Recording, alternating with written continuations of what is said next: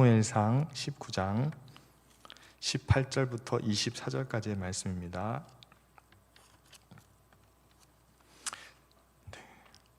제가 말씀을 봉독해 올리도록 하겠습니다. 다윗이 높이하여 라마로 가서 사무엘에게로 나아가서 사울이 자기에게 행한 일을 다 전하였고 다윗과 사무엘이 나요스로 가서 살았더라. 어떤 사람이 사울에게 전하여 이르되 다윗이 라마 나요스에 있더이다 하매 사울이 다윗을 잡으러 전령들을 보냈더니 그들이 선지자 무리가 예언하는 것과 사무엘이 그들의 수령으로 선 것을 볼 때에 하나님의 영이 사울의 전령들에게 임함에 그들도 예언을 한지라.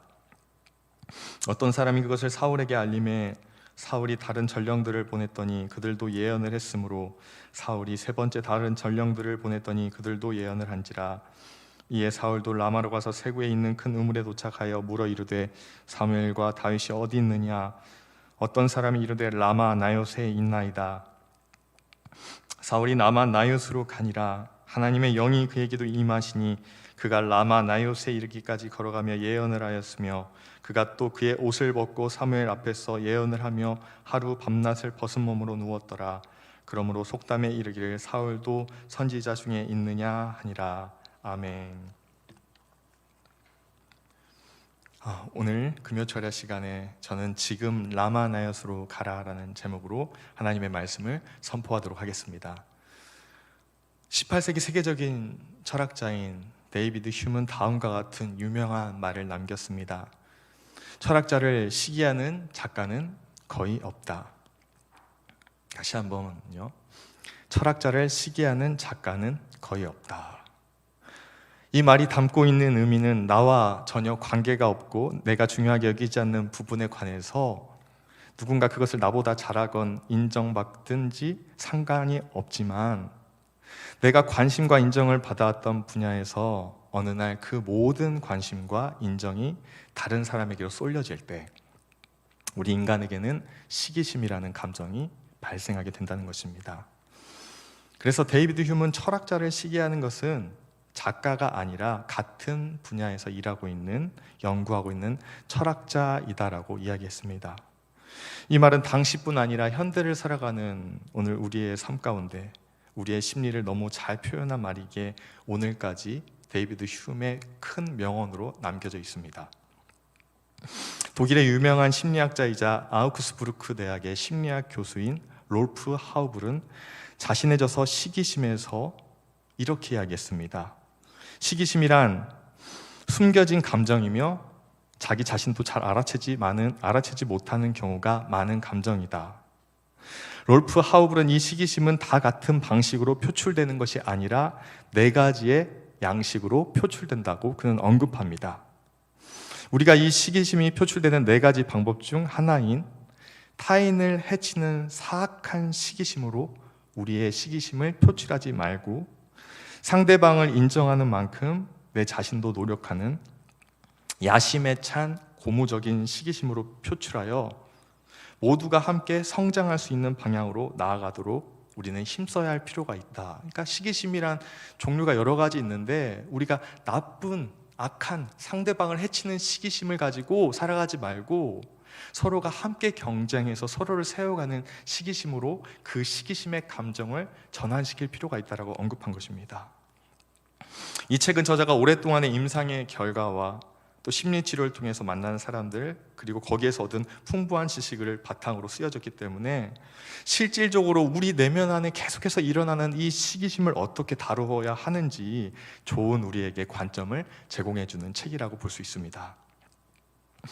오늘 우리는 본문에서 이 시기심으로 인해 삶의 방향성이 너무나 뒤틀어버린 한 사람을 찾아볼 수 있습니다. 발견할 수 있습니다. 바로 오늘 본문에 등장하는 누구입니까? 사울 왕입니다. 그는 원래 자신이 속한 지파는 미약하고 자신은 왕이 될 만한 자격이 없다고 하나님 앞에 고백했던, 그리고 사무엘 앞에서 고백했던 매우 겸손한 사람이었습니다. 그랬던 사울 왕의 삶을 망치게 했던 세 글자가 무엇입니까? 바로 이 시기심입니다. 언제부터 그러면 이 시기심이 사울의 삶을 잠식하게 되었습니까? 그 배경이 되는 말씀은 사무엘상 18장 6절부터 9절까지의 말씀인데요. 이 내용을 잠깐 살펴보게 되면은 다윗이 블레셋 장수 골리앗을 죽이고 승리하고 돌아왔을 때 그 소식이 전해지자 이스라엘 여인들은 사울 왕을 환영합니다. 왜? 리더기 때문에 사울 왕을 환영하고 있다고. 이 성경에서 정확히 다윗을 환영하는 것이 아니라 사울 왕을 환영하고 있다고 언급하고 있어요. 그런데 사울 왕을 환영했으면 끝까지 사울을 잘 환영하고 마무리 지었으면 좋았겠지만 사울의 귓가에 뭔가 심상치 않은 노래가 그 이후에 들리기 시작합니다. 여러분 사무엘상 18장 7절 말씀을 보면요, 이렇게 말씀합니다. 여인들이 뛰놀며 노래하여 이르되 사울이 죽인 자는 천천히요 다윗은 만만히로다 한지라. 여인들이 부르던 노래의 가사는 사울과 다윗을 비교하는 내용을 담아서 새롭게 작사한 노래였습니다. 여인들의 노래에 사울은 8절과 같이 그 이후로 그 노래를 듣고 어떻게 반응하게 되냐, 이런 생각을 하게 되는 거예요. 내 나라를 이제 다윗에게 빼앗길 상황에 이르렀구나 하고 생각하게 되는 거예요. 그래서 그 나라를 빼앗긴 그 왕으로서의 불안감이 이제 무엇으로 전환되게 되느냐, 불안이 시기심으로, 극렬한 시기심과 미움과 증오와 질투로 전환되게 되었던 것입니다. 그래서 9절과 같이 그날 이후로 사울은 다윗을 주목해서 바라보는 거예요. 이제 사울은 다윗이 어디에 있든지 무엇 하든지 사울의 눈앞에는 누구만 보이는 거예요? 너만 보여. 다윗만 계속 보이는 거예요. 다윗이 하는 행동들, 모든 말들, 사람들이 다윗을 어떻게 대우하는지 모든 그의 시선이 다윗에게만 집중하기 시작하게 되었던 것입니다. 그리고 그때로부터, 그 시점으로부터 사울은 그 시기심의 대상이 된 다윗을 제거하기 위해서 수많은 방법들을 동원하기 시작합니다. 앞에서 언급한 롤프 하우블의 저서 시기심에서 언급된 가장 안 좋은 양식, 시기심이 표출되는 4가지의 방식 중에 가장 안 좋은 양식인 타인을 해치는, 죽이는 사악한 시기심이 사울 왕에게서 계속해서 멈추지 않고 그의 내면에서 표출되기 시작했던 것입니다. 여러분, 우리는 이 다음에 성경을 쭉 이렇게 사무엘상 19장 이후의 말씀을 이제 후로 쭉 보게 되면요, 이 사울의 시기심 하나가 사울 왕 한 사람뿐만 아니라 그의 딸들과 그의 아들 요나단, 그리고 그의 신하들과 다윗의 모든 일생을 얼마나 불행하고 얼마나 고통스럽게 만들어 가는지를 알 수 있어요. 왕 한 사람은 나라의 백성들을 평안하게 하고 심지어 그의 가족들을 행복하게 해줘야 할 의무가 있음에도 불구하고 사울 왕의 시기심으로 말미암아 이제 그 나라의 엄청난 불행과 고통과 또 그가 다윗에게만 마음을 쓰므로 말미암아 어때요? 그 나라가 외적으로부터 보호해야 되는 그 모든 보호의 일을 멈추게 되므로 나라가 위기 상황에 처하게 된 상황 가운데 오게 되었던 것입니다. 이제는 자신의 의지로 감정 조절이 고장나버린 한 나라의 왕과 그 왕의 권력을 배경으로 등장하는 오늘 본문 말씀을 보십시오. 오늘 본문은 우리에게 매우 중요한 영적 깨달음을 주고 있습니다. 첫 번째, 오늘 본문에서 주시는 영적인 깨달음은 무엇입니까? 영적 혼돈의 시기에 여호와께서 예비하신 라마 나엿으로 나아가라는 것입니다. 다시 한번요, 오늘 첫 번째 주신 하나님이 주시는 말씀의 메시지는 무엇입니까? 영적 혼돈의 시기에 여호와께서 예비하신 라마 나엿으로 나아가라는 것입니다. 우리는 첫 번째 메시지를 살펴보기 위하여 라마 나엿이라는 용어에 대해서 살펴볼 필요가 있습니다. 먼저 18절 서두에 언급된 대로 다윗이 도피하여 라마로 가서라고 기록되어 있습니다. 라마는 사무엘 선지자가 태어난 곳이자 그의 고향으로 알려져 있습니다. 사무엘은 공식적인 사역 집무실을 이곳에 세우고 제단을 쌓았죠. 그리고 선지자와 제사장의 2가지 사역을 감당하며 이곳을 중심으로 해서 베델과 길갈, 미스바를 순회하면서 돌아다니면서 백성들이 우상을 버리고 하나님께로 돌아와 회개함으로 새로운 삶을 살도록 그는 메시지를 선포하고 백성들을 이끌어주는 역할을 했습니다. 그러던 중 사울 왕이 타락함으로 인해 사무엘은 사울을 돕는, 그동안은 왕의 그 모든 일들을 사무엘이 기도하며 도왔는데 이 그 모든 협력 사역을 내려놓고 고향인 라마로 사무엘은 돌아와 라마의 나요시라는 것을 세우게 됩니다. 여러분, 히브리어로 나요시라는 단어의 의미는 무엇입니까? 거주지, 거처, 처소라는 뜻으로 그 당시에는 공동체 무리들이 사용하는 숙소라는 의미가 바로 이 나요시라는 히브리어 단어가 가지고 있는 의미입니다. 즉 쉽게 말해서 사무엘 선지자를 바라보고 모인 선지 생도들의 기숙사가 바로 이 나요시라는 곳이라는 것입니다. 사무엘은 말년에 이 선지 생도들의 기숙사를 곳곳에 세워 그들에게 하나님의 말씀을 가르쳤고 날마다 그들과 함께 나라를 위해 사울의 행동으로 인하여 위기에 빠진 나라를 위해 기도하게 함으로써 장차 어두워질 나라의 미래에 대해서, 미래의 상황에 대해서 대비하게 했던 것입니다. 백성들과 민족을 위한 기도의 동산에 그런데 어느 날 다음 왕위를 이어받을 다윗이 찾아왔습니다. 여러분 사무엘상 16장 13절에 보면은 누가 이 다윗에게 찾아와서 여호와의 기름을 붓죠? 사무엘 선지자죠. 그는 다윗에게 기름을 부어서 사울의 뒤를 이어서 타락한 사울의 뒤를 이어서 다윗으로 하여금 왕의 직분을 감당하게 했습니다. 그런데 참 특별한 것이 무엇이냐, 희한한 것이 무엇이냐, 이 사무엘 선지자가 다윗에게 이 기름을 부은 이후에 다윗의 삶이 어떻게 됐습니까? 그의 삶이 왕으로 세워지는 과정으로서 형통하고 사람들에게 인정받고 칭찬받는 삶으로 살아가게 된 것이 아니라 오히려 하나님의 종이 그에게 기름을 부은 이후로는 오히려 다윗의 삶에 연속적인 고난의 삶을 벗어날 길이 없었습니다. 그는 하루하루 도망하기에 바쁜 나날을 살게 되었습니다. 이전에 양치기의 삶이 너무 그리울 만큼 단 하루도 다리 뻗고 잘 수 없을 만큼 자기 장인어른 사울의 죽음의 협박 속에서 시달리게 되었습니다. 우리가 너무 잘 알고 있듯이 그러한 시간이 하루, 이틀, 한 달, 두 달이 아니라 10년이 훨씬 넘는 세월을 다윗은 도망자의 삶을 살았던 것을 우리는 기억할 것입니다. 심지어 사무엘상 19장 10절과 여러분 1절 말씀에 여러분 나중에 한번 찾아보시면요, 10절에서 다윗의 눈앞에서 이 사울은 단창을 던져서 자기의 사위인 다윗을 죽이고자 합니다. 그뿐만 아니라 사무엘상 19장 1절 말씀에서는 국가적인 회의가 열려요. 회의에서 채택된 회의의 내용이 무엇입니까? 다윗을 어떻게 하면 죽일 수 있을까? 한 나라의 회의에서 자기의 사위를 죽일 방법을 찾고 있는 것입니다. 국가적으로 완전히 영적 혼돈의 시기가 온 것이죠. 한 사람을 미워하는 시기심이 엄청난 불행을 계속해서 발생하게 했던 것입니다.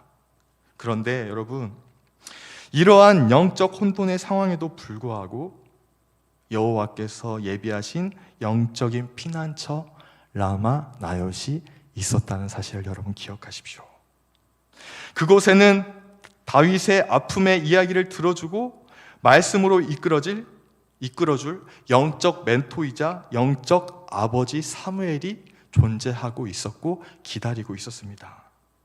오늘 이러한 라마 나요시의 특별한 은혜가 고난을 당한 우리 인해교회 모든 성도님들에게 인생의 여정길에 항상 함께하기를 주님의 이름으로 축원합니다. 사무엘상 19장 18절 말씀입니다. 제가 한번 읽어드리겠습니다. 다윗이 도피하여 라마로 가서 사무엘에게로 나아가서 사울이 자기에게 행한 일을 다 전하였고 다윗과 사무엘이 나요스로 가서 살았더라. 다윗이 왕이 될 것이라는 선지자의 약속의 말씀을 받은 후 고난을 당할 때마다 하나님은 그에게 피난처를 예비해 두셨습니다. 그러므로 그가 고난을 넘어갈 수 있었던 것이죠. 그리고 그 피난처가 그에게 진정한 피난처가 될 수 있었던 것은 그곳에 하나님의 사람, 그를 위해 기도해 줄 수 있는 그런 영적 아버지가 계셨기 때문입니다. 그런데 18절 중반절 말씀에 보면은 사울이 자기에게 행한 일을 다 전하였고 라고 말씀하고 있습니다.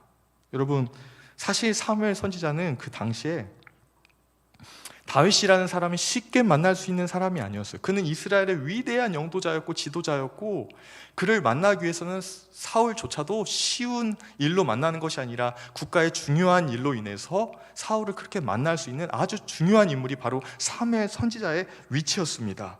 그런데 오늘 이 사무엘 선지자의 모습을 보십시오. 자기 아들들보다 한참 나이가 어린 다윗을 만나 주었습니다. 그뿐만 아니라 사실 사무엘은 사울이 불순종하고 하나님 앞에 범죄한 그의 모습이 보기가 싫고 더 이상 상관하고 싶지 않아서 날마다 죄를 짓고 불순종하고 번제를 월권해서 드리는 그의 모습을 기뻐하지 않고 하나님도 그를 버리셨기 때문에 이제 사무엘은 그 사울의 모습을 피해서 고향 라마로 돌아왔습니다. 더 이상 사울에 관한 이야기를 듣고 싶어 하지도 않고 사울을 보고 싶어 하지도 않았습니다.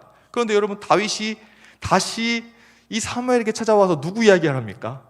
다 그동안 있었던 사울이 자기를 어떻게 힘들게 했는지 그 얘기를 또 하고 있는 거예요. 얼마나 솔직히 듣기 싫었겠어요. 그럼에도 불구하고 하나님께서 참 감사한 것은 이 사무엘의 마음 가운데, 이 지도자의 마음 가운데 위기에 처한 한 어린 소녀 이 다윗을 긍휼히 여기는 마음을 하나님께서 그의 마음에 부어주신 줄로 믿습니다. 하나님께서 그런 마음을 주신 거예요. 그리고 생각나게 했던 거예요. 사무엘 자신 또한 너무 어린 나이에 일찍 엘리 제사장을 대신해서 무거운 제사 직무를 담당했는데 오늘 다음 왕위를 이어받은 이 다윗 왕을 보니 자신의 어릴 적 막중한 책임감으로 제사장의 직무를 감당하던 그때가 생각나서 사무엘은 모든 다윗의 고난의 이야기를 다 들어주게 되는 것입니다. 여러분, 진정한 위로는 무엇이에요? 어려울 때 진정한 위로는 무엇입니까? 그 위기를 극복할 수 있는 어떤 충고들을 이야기해 주는 것이 아니라 나의 아픔의 이야기를 다 들어주는 것, 판단하지 않고 누군가 나의 이야기를 들어줄 때 진정한 위로가 임하게 되는 줄로 믿습니다. 오늘 사무엘은 그렇게 다윗을 위로해 줬던 거예요. 두 번째, 오늘 본문 말씀에서 주시는 영적인 중요한 깨달음은 무엇입니까? 라마나윕에서 일어난 모든 신령한 일들은 그 땅이 가진 능력 때문이 아니라 전적으로 하나님의 뜻에 따라 그분이 행하신 일과 관련이 있다는 것입니다. 여러분, 집중해서 잘 들어보십시오.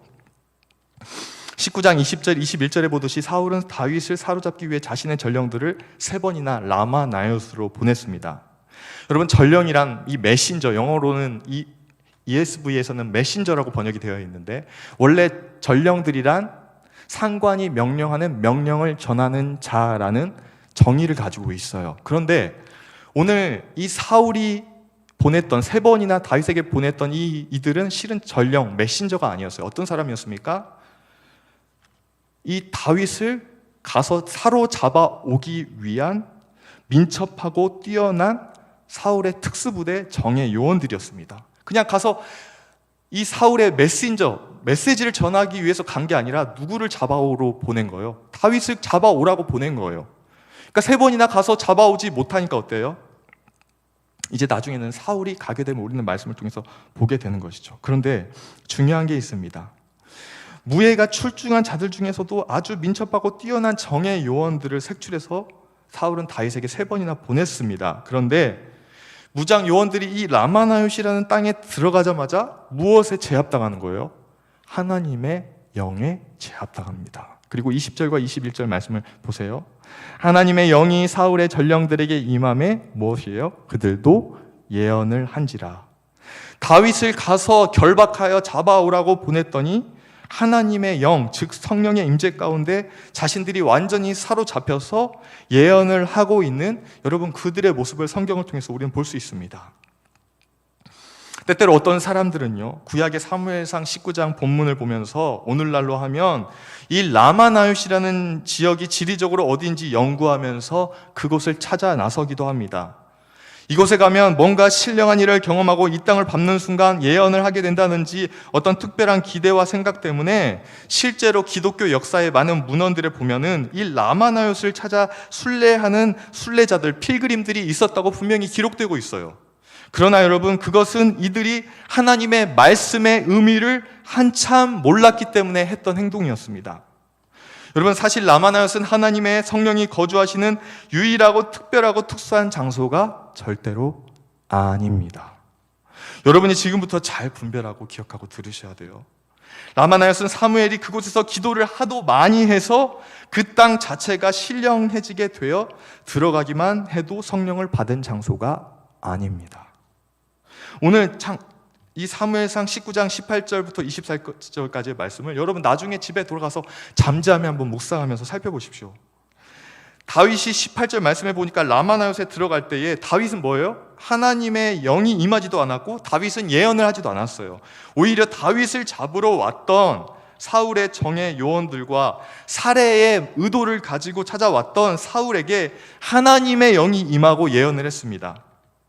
왜 하나님의 마음을 가지고 살아갔던 다윗에게는 하나님의 영이 임하지 않고 예언도 하지 않았는데, 살인의 마음을 가지고 다윗을 사로잡으려고 갔던 그들에게는 오히려 하나님의 영이 임하고 예언을 하게 되었습니까? 여러분 너무 하지 않으세요? 그 이유는 너무 쉽고 간단합니다. 여호와 하나님께서 그렇게 행하셨기 때문입니다. 이게 무슨 말입니까, 여러분? 라마나웃이라는 땅이 신령하고 그 땅에 들어가면 신비한 일이 일어나는 것이 아니라, 하나님께서 하나님의 뜻과 의도가 있어서 하나님의 때에 하나님의 방법에 따라 라마나웃에 들어온 사울과 그의 전령들에게 예언하게 하시고, 예언하며 밤낮을 벗은 몸으로 누워 있도록 그분의 뜻 가운데 행하셨을 때 그대로 된 거예요. 그 땅이 어떤 신령한 힘을 가지고 있어서 그곳에 들어오기만 해도 그렇게 한 것이 아니라, 이것은 하나님의 계획에 따라 행해진 일이며 하나님의 의도에 따라 이루어진 일이라고 성경에서는 분명히 말씀하고 있어요. 여러분, 우리가 성경을 해석할 때 중요한 성경의 해석 원리가 있습니다. 그것은 뭐예요? 성경이 말씀하시는 데까지만 해석하면 돼요.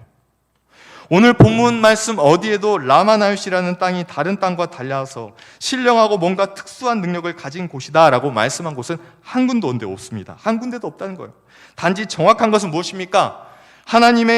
하나님께서 하나님의 영으로 사울이 3번이나 보낸 전령들과 사울에게 임하셨도다. 그들이 그리고 하나님의 영으로 말미암아 예언을 하였다. 뭐예요? 땅으로 말미암아, 신령한 땅 때문에 예언을 한 것이 아니라 하나님의 영으로 말미암아 예언을 하였다. 그것 말고 성경에서 따로 이 현상을 설명하고 있는 말씀이 없습니다. 이것은 오늘 우리에게 중요한 의미를 말씀하고 있습니다. 여러분, 출애굽기 3장 5절 말씀 보면 하나님께서 모세에게 말씀하셨죠. 내가 선 곳은 거룩한 땅이니 내 발에서 신을 벗으라. 여러분, 왜 모세가 밟고 있는 땅이 거룩했습니까? 다른 이유는 없어요. 하나님이 말씀하셨던 그 순간 그곳에 하나님의 영이 임재하셨기 때문에 그 땅은 거룩해진 줄로 믿습니다. 따로 땅 자체가 거룩한 땅이 있는 게 아니에요. 용하고 요험한 땅이 있는 것이 아닙니다. 하나님이 임재하시면 그곳이 어디일지라도, 죄가 범하는 곳이라도, 영적으로 어두웠던 곳일지라도 하나님께서 임재하시는 그 순간 그 땅은 거룩한 땅이 되고 거룩한 하나님의 임재의 처소가 되게 되는 줄로 믿습니다. 오늘 우리는 어쩔 수 없이 비대면 예배를 드리고 있어요. 여러분이 예배하는 이곳 성전에서, 그리고 여러분이 온라인으로 예배하는 가정에서 말씀 듣고 기도하고 찬양하는 가운데 있습니다. 그런데 하나님께서 우리가 비대면으로 예배하든지 현장에서 예배하는지, 우리가 예배하는 그 장소로 하나님께서 우리 예배를 기뻐 받아서 찾아오시는 그 순간, 그곳은 하나님으로 인하여 거룩해지고 하나님 때문에 신령한 장소가 된다는 사실을 여러분 믿으시길 주님의 이름으로 축원합니다. 우리가 날마다 기도를 많이 하고 그곳에서 성경을 많이 읽는다고 해서 그곳이 나의 열심과 기도의 노력이 쌓여서 폭발해서 그것이 라마나역과 마가 요한의 다락방처럼 되는 것이 아니에요. 모든 변화의, 모든 능력의 주체는 우리에게 있는 것이 아니라 절대 주권자인 여호와께로부터 변화의 능력과 거룩의 능력과 성결의 능력이 임하게 된다는 사실을 여러분 절대로 잊지 마십시오. 우리는, 사람의 노력은 오히려 죄를 지어 땅을 더럽힐 수 있습니다. 아담과 하와가 그랬죠. 죄를 지어서 땅이 엉겅퀴와 가시덤불을 내게 되었습니다. 그러나 거룩하게 하는 일은 하나님만이 하실 수 있는 하나님의 영역에 속한 일임을 절대 잊지 마시길 주님의 이름으로 축원합니다. 오늘 사무엘상 19장 23절부터 24절 말씀을 볼 때, 우리가 본문을 자세히 묵상해 볼 때 놀랄 만한 일이 발생합니다. 여러분, 23절부터 24절까지 말씀을 볼까요? 제가 읽어드리겠습니다. 사울이 라마나웃으로 가니라. 하나님의 영이 그에게 임하시니 그가 라마나웃에 이르기까지 걸어가며 예언을 하였으며, 그가 또 그의 옷을 벗고 사무엘 앞에서 예언을 하며 하루 밤낮을 벗은 몸으로 누웠더라. 그러므로 속담에 이르기를 사울도 선지자 중에 있느냐 하니라. 여러분, 23절에 사울이 라마나웃으로 가니라, 하나님의 영이라는 이 표현이 있습니다. 사울이 라마나웃으로 방향으로 발걸음을 향하고 있는 그때에 하나님의 영이 사울에게 임하여 그가 라마나웃에 도착하기까지 걸어가면서 예언을 하고 있는 장면이 나타나고 있습니다. 심지어 24절 서두에 보면은 그가 그의 옷을 벗고라고 언급하고 있습니다. 여기서 히브리어 원문에 보면 여기서 사울 왕이 벗었다는 옷은 베게드라는 히브리어 단어입니다. 이 베게드라는 단어는요 뭐예요? 그가 옷을 벗었는데 그 옷은 베게드 옷이에요. 베게드가 뭡니까? 겉옷을 의미하는 겁니다. 그 당시 그 사람의 신분과 위치와 역할을 상징하고 있는 겉옷을 사울은 예언하면서 벗게 되었고, 사무엘 선지자 앞에서 그 겉옷을 벗고 밤과 낮의 주야로 하나님의 예언을 하게 되었던 것입니다. 여러분, 그 당시 사회, 즉 고대 근동 아시아에서는 겉옷은 그 사람의 신분을 상징하는 매우 중요한 것이었습니다. 따라서 사람이 모든 업무와 일정을 마치고 집에 들어서기 전까지 무슨 일이 있어도 겉옷을 절대로 벗지 않는 것이 이스라엘 사회, 고대 근동 사회의 모습이었습니다. 그런데 일반 백성도 아닌 한 나라의 왕이 오늘 본문에 자신의 겉옷, 왕복을 벗고 있습니다. 그리고 사무엘 선지자 앞에서 예언을 계속하면서 누워있게 됩니다. 여러분, 몇몇 구약 주석가들은 하나님의 영이 임해서 겉옷을 벗은 채 속옷을 입고 밤낮을 예언하는 사울의 모습이 백성들에게는 매우 수치스러운 모습이라고 해석합니다. 그가 죄를 짓더니 이렇게 하나님께서 하나님의 영을 보내서 그를 백성들 앞에서 수치스럽게 만들었다라고 해석하는 사람도 있습니다. 그러나 여러분, 본문을 깊이 묵상해 보십시오. 저는 그렇게 본문을 해석할 수 없다라고 생각합니다. 여러분, 깊이 있게 오늘 본문을 묵상하면 하나님께서 우리에게 깨닫게 해주시는 내용이 있습니다. 왜냐하면 왜 그렇습니까? 여러분, 하나님의 영이신 그 거룩하신 성령이 임재하시는 결과가 사람을 수치스럽게 만듭니까? 그렇지 않습니다. 하나님의 영은 그렇게 우리에게 행하는 분이 아닙니다. 그가 죄인일지라도 말입니다.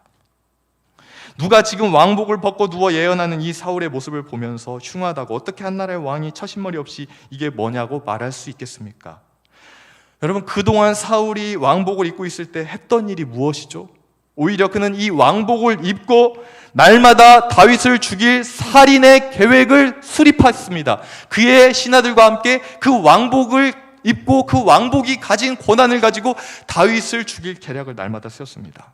아침이 되면 이 왕복을 입고 국내 대신들과 요나단을 불러서 다윗을 어떻게 하면 죽일까? 사무엘상 19장 1절에 분명히 증언하고 있지 않습니까?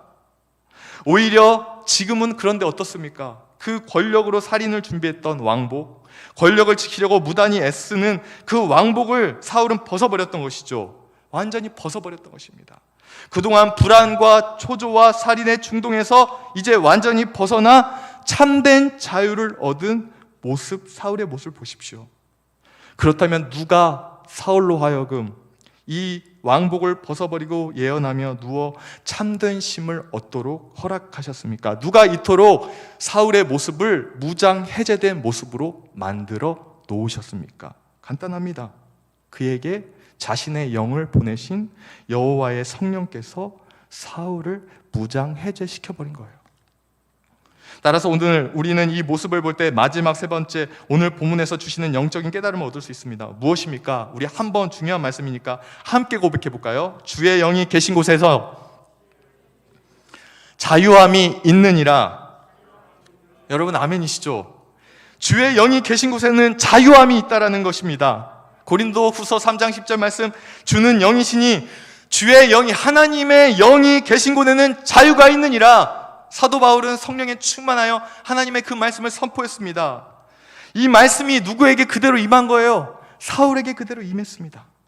사울, 그가 지금 어떤 상태이든지 그가 라마나요스에 들어왔던 순간 그가 들어온 이유가 무엇이든지 상관없었어요. 사울은 비록 다윗을 죽이려고 들어와서는 안 될 이곳 라마나요스에 들어왔지만 그가 어떤 의도를 가지고 이곳에 들어왔건 그는 이곳에서 하나님의 영 성령에 사로잡혔고, 사울은 정말 오래간만에 마음의 참된 쉼과 온전한 안식을 누리게 된 줄로 믿습니다. 누구로 말미암아? 그에게 영으로 충만하게 하신 여호와의 영으로 말미암아 그는 진정한 안식과 쉼을 누리게 되었습니다. 하나님만이 행하실 수 있는 일입니다. 이것이 구원이 아니면 무엇이겠습니까? 우리 인생 가운데 주시는 하나님의 구원의 선물이 아니면 무엇이겠습니까?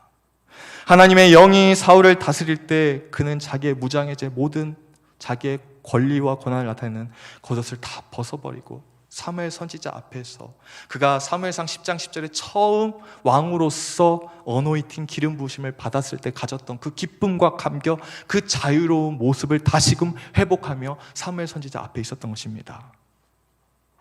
하나님은 사울이 다음 왕위를 이어받을 다윗을 죽이려고 라마나요스로 발걸음한 순간 하나님은 어떤 방법을 통해서라도 사울을 죽여버릴 수 있는 분이셨어요. 사울을 못 죽여서 하나님이 사울을 내버려 둔 것이 아닙니다. 그래서 중요한 것은 무엇입니까? 이 라마나요스에서의 이 시간의 소중함과 중요성을 사울은 깨달아야만 했습니다. 그래서 우리는 죄를 범하다가도, 이 말씀을 우리에게 적용해 보십시오. 우리는 죄를 범하다가도 순간이라도 하나님의 은혜를 다시금 전환되어 경험하는 순간 하나님의 은혜의 보좌로 나아갈 필요가 있다는 것입니다. 왜요? 다시 하나님께서 우리에게 주신 그 은혜는 쉽게 오는 은혜가 아니라 하나님의 은혜로 주어진 은혜이기 때문에 그 기회를, 영적인 은혜의 기회를 놓쳐서는 안 되는 것입니다. 사울이 다윗을 죽이기 위해 찾아온 라마나요스에서 그가 처음으로 왕이 될 때 경험했던 하나님의 강력한 임재를 경험하는 순간 그는 하나님 앞에 다시 엎드려야 했습니다. 이것이 어찌 보면 사울에게 마지막으로 주어진 기회일 수 있기 때문입니다. 오늘 현재를 살아가는 우리의 모습을 살펴보십시오. 우리는 때때로 사울 왕처럼 내가 지금 누리고 있는 권한과 권리를 다 빼앗기게 될까봐, 내가 남들에 비해 뒤처지고 도태될까봐, 우리 자녀들이 남들 자녀들에 비해서 취업이나 결혼이 너무 늦어질까봐, 그래서 비교당할까봐 때론 초조해하며 불안할 때가 너무도 많습니다. 그런 감정들이 하나님이 아니라 그런 감정들이, 신앙생활을 함에도 불구하고 그런 감정들이 날마다 우리의 심령과 마음을 사로잡을 때가 너무 많다는 게 현실이에요. 다른 사람들은 다들 저렇게 잘하고 있는데, 다른 집은 쩍쩍 잘 되고 형통한 것 같은데 우리 애들은 왜 이럴까? 라는 비교의식과 불안함들이 마음속에 크게 작용될 때가 있다는 것입니다. 그러나 중요한 것이 무엇입니까? 내가 하나님의 은혜로 말미암아 누려왔던 모든 것들을 마치 내가 원래 가진 것처럼 생각하며 그것들을 내 것으로 계속 소유하기 위해 염려하고 걱정하고 불안해하기보다는 내가 이 시간 하나님의 은혜로 받은 것들을 위해서 내가 이 받은 것들을 통해서 무엇을 하고 있는지, 누구를 위해서 이것들을 활용하고 있는지, 하나님이 주신 은혜가 정말 하나님을 위해서 쓰임 받고 있는지 우리는 오늘 이 시간 그것을 한번 점검할 필요가 있다는 거예요. 사울의 왕위가 중요한 것이 아니라 사울에게 그동안 주셨던 하나님의 은혜가 어떻게 그를 붙들어 왔는지, 사울 왕은 왕위가 중요한 것이 아니라 그것을 내려놓고 그것을 점검할 필요가 있었다는 것입니다. 여러분, 우리가 가진 것을 내가 지킨다고 지켜지는 것이 아닙니다. 하나님이 여러분이 가진 것을 하나님이 주셨을 뿐만 아니라 그분께서 울타리 쳐주시고 보호해 주셔야 여러분의 것들이 여러분이 누릴 수 있는 것이 되는 줄로 믿습니다. 사울이 만약 라마나요스에서 누린 주님 주신 참 자유를 기억하고 이 시간을 회개 기회로 삼았다면 그는 왕이라는 자리와 비교조차 할 수 없는 하나님이 주신 자유와 은혜를 누리기 위해 모든 왕좌를 내려놓고 자녀들과 새로운 삶을 살게 되었을 것입니다. 그랬다면 사울과 요나단이 한날의 비참한 죽음을 맞이하는 일도 없었을 것이고 그의 라마나요 이후의 인생은 완전히 달라졌을 것입니다. 말씀을 마무리합니다. 우리는 마음 다해 드린 예배 때마다 분명히 경험합니다. 뭐예요? 이 예배를 통해서 하나님의 영이 임하시고 그의 영이 우리를 자유케 하시며 그 자유 가운데 참된 꿈과 소망과 비전을 주시는 분이 우리 하나님이심을 경험할 수 있습니다. 그 하나님을 경험했다면 다시금 세상의 가치를 붙잡아 세상의 죄의 노예, 세상의 쾌락의 종으로 살아가지 마십시오. 왜? 그 하나님의 은혜는 쉽게 우리에게 오는 것이 아니에요. 그래서 고린도후서에 너희는 하나님의 은혜를 헛되이 받지 말라라고 사도 바울은 우리에게 권면하고 있습니다. 사랑하는 성도 여러분, 오늘도 이 예배 가운데 하나님의 임재와 하나님의 은혜가 충만히 우리에게 주어질 때에 그 은혜를 소유하실 뿐만 아니라 그 은혜를 지켜가기 위해 날마다 주님의 은혜의 보좌 앞에 나가는 저와 여러분들 되기를 주님의 이름으로 축원합니다. 하나님은 그 끝없는 은혜를 통해서 오늘도 우리를 만나 주실 것이고 여러분에게 귀한 사명을 다시 허락하여 주실 줄로 믿습니다. 아멘. 우리 이 시간 함께 찬양하겠습니다. 오직 주의 사랑에 매여 오늘 말씀을 생각하면서 이 찬양 함께 하나님 앞에 고백